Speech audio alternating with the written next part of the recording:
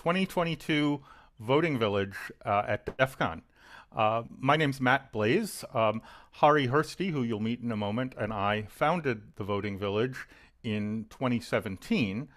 And we did this because a couple of serendipitous events happened that allowed us to make voting equipment available to hackers and security researchers and the general public for the first time ever. First, we got a Digital Millennium Copyright Act exemption that provided a exemption to the rule against reverse engineering copyrighted hardware for good faith security research. And it specifically called out voting machines as an example of the kind of good faith security research that they wanted to encourage. So it became legal for the first time for ordinary Americans to examine critically the equipment, hardware, and software that's used to collect and tally their votes. Previously, only a privileged few had the opportunity to do that. Secondly, Jeff Moss invited us to come to DEF CON and set up a voting village for people to actually do this.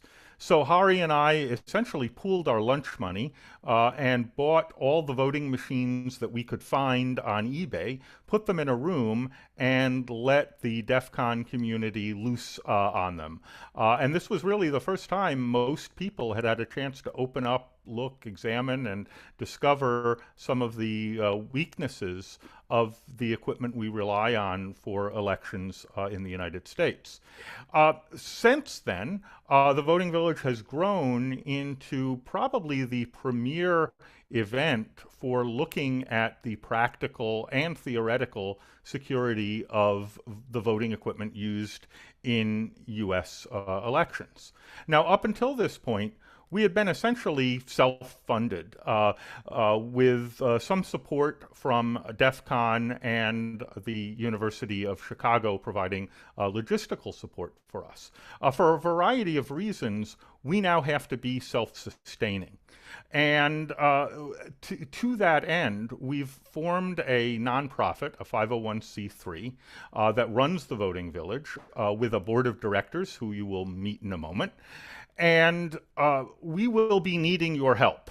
So if you look at our website, you will find an address that we will be happy to accept a check in as generous an amount as you can contribute. If you want to see the Voting Village continue in future years, please help us do that. And it's possible to do that now with a tax-deductible contribution. So with that, let me turn that over to Harri Hursti, my co-founder of the Voting Village, and he will say a little more and introduce the rest of the board. Thank you, Matt. First of all, as Matt clearly said, our mission was always and has always been educational, primary educational.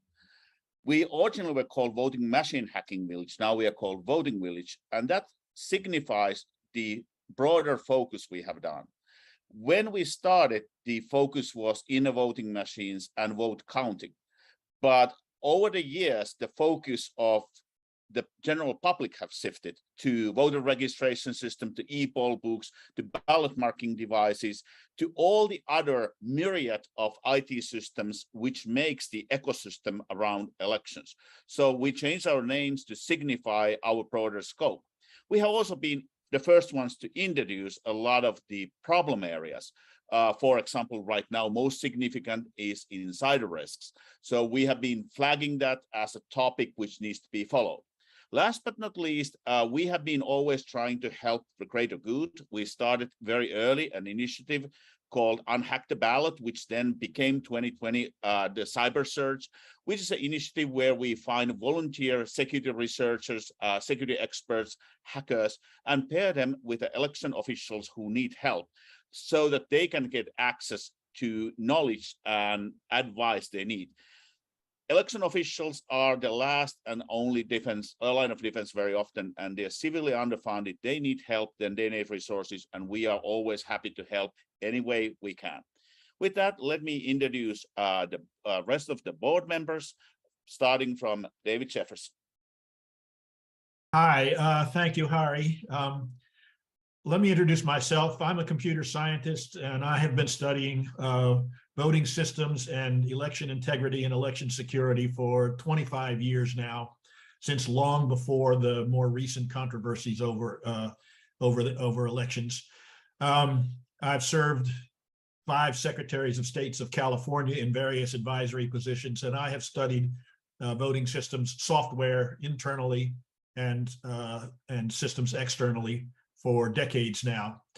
And I'm excited to be part of the voting village because this is the only place in the world where you, ordinary people, can actually get their hands on voting machines, take them apart, probe them with software tools, study them, and discover exactly how they work and what their vulnerabilities are, and do so either under your own name or anonymously, and publish the results.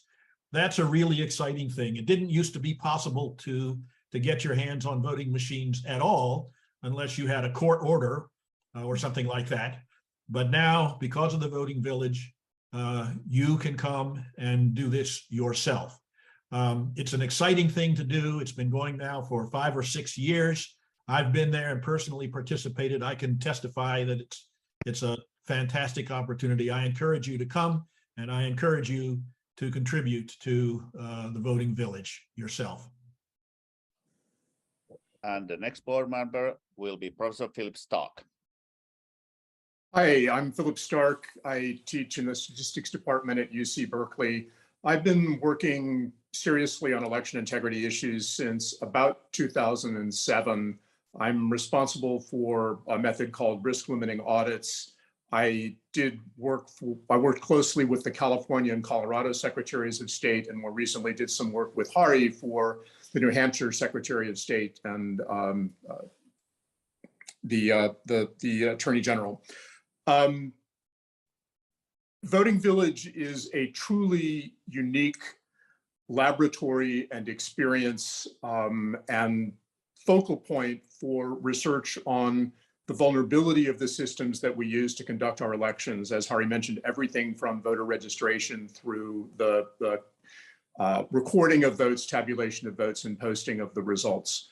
It is making it increasingly difficult for decision makers to ignore the very real vulnerabilities of these systems, both on the hardware side and insider threats. I think this is an absolutely essential activity, and I'm glad that you are interested in participating in it, and I invite you to support it. Thank you very much. And then a next board member would be Jody Westby.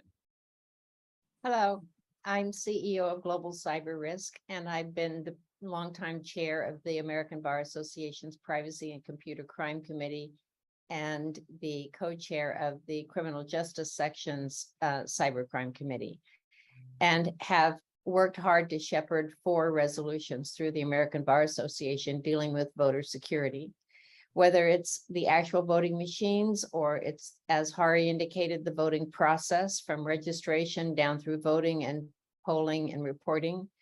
The electronics of today's world intersect with the laws and the regulations and the policies. And we think it's very important as we approach the 2022 election season that Voting Village is out there. It's the one central place that connects the dots of all the stakeholders so we can come together and understand how a hack connects to a policy, to a law, to a regulation, to a voting outcome. So please support Voting Village and the Election Integrity Foundation. And last but not least, Cathrine Tayrien, who is our organizer and handles a lot of the practical matters day to day with me. Cat. Hi, my name is Kat, and I am extremely passionate about voting rights, data rights, election integrity. My goal really is to motivate everyone to take ownership of these rights and use them to vote, as well as understand the systems that they are using to cast these votes. I believe the voting village is incredibly important because it really gives voters access to the voting infrastructure that we so greatly rely on, and it encourages people to reclaim their election systems through education, information, and engagement. I think that there are a lot of specialized folks working in these areas, but I think that the average person that may not work in cybersecurity or in elections really should take the opportunity to come and check out what we're doing, because it's everybody's opportunity to take responsibility for their democracy. And that's what we do at the Voting Village. Thank you, Kat. I would like to, before passing it back to Matt, I want to underline one thing. When we started Voting Village, we were educational because we wanted to make everybody to understand what the vulnerabilities of the systems are. Today, for the last 3 years, secondary mission and equally important is to fight disinformation. Only true knowledge, only a capability of verifying what you have heard and learned yourself can be disinfectant against misinformation and disinformation. This is also one thing which is very important. Only true knowledge can clear the table. With that, back to Matt.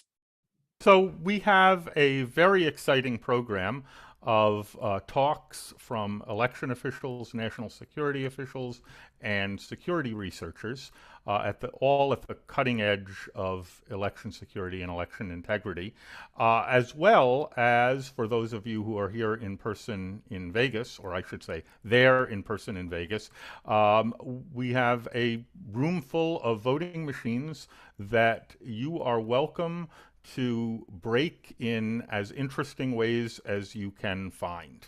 And please let us know anything you discover. Please let us know if you'd like some help. We have some equipment that's never been seen before in an environment where people can touch it and play with it. And we think you are going to be as excited about the ability to contribute to election security as we all are here. So with that, please have a lot of fun and do interesting things.